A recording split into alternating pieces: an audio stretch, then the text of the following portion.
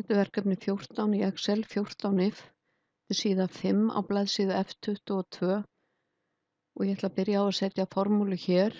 Ég nota if-fallið, fer hér í if og ef talan í A3 er lægri en 30 að þá á að vera eyða í hólfinu A10, skrifa í tvennar gæsalappir, ýti tvisvar á shift og 2, annars á talan í A4 að koma í hólfið. Það stækka þetta hérna aðeins upp.